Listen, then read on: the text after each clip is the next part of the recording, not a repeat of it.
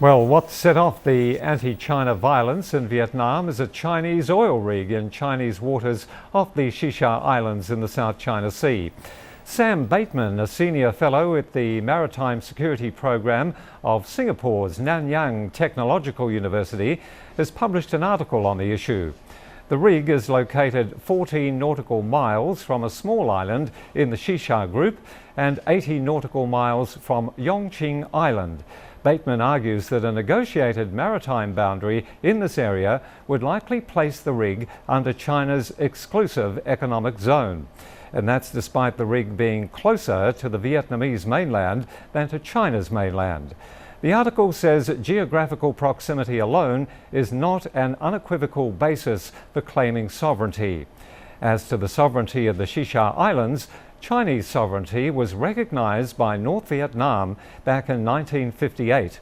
A number of governments, including the US, have explicitly or implicitly recognized Chinese sovereignty over some or all of the Xisha Islands. Bateman also argues that all parties need to replace their hardline positions with functional cooperation. Well, it's certainly a story that has far-reaching effects and requires even more understanding, I think, because it goes back so many years. But we can get some more analysis on this because Teng Jianqun, director from the Center of Arms Control at the China Institute of International Studies, is still with us.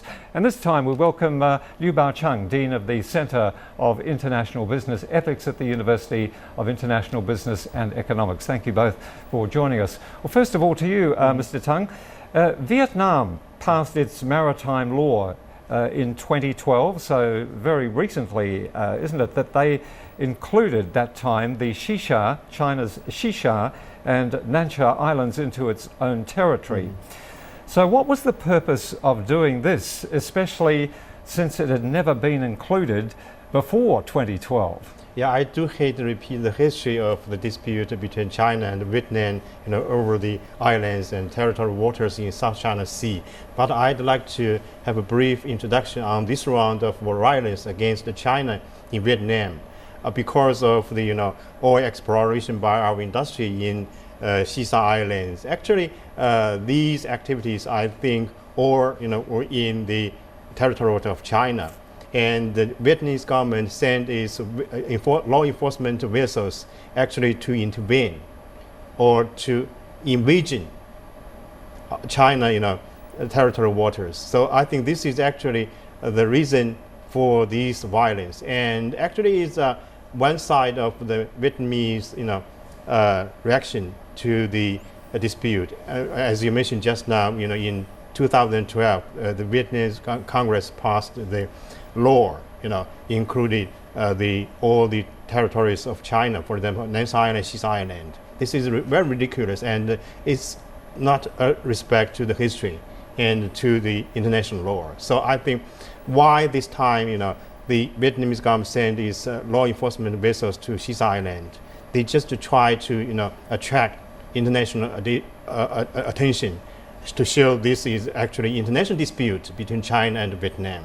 So this is very, intentionally designed violence or intervention of our, commercial or industry activities in this region. Well, those commercial and industrial activities that you mentioned are certainly significant. Mr. Liu, I'm just wondering, what's your assessment of the damage that has been done to the Chinese companies there? I think one is that the intangible ones, that through the vandalism on the street and through the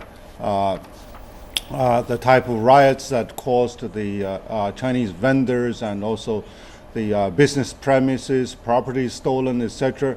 So that adds to a significant amount.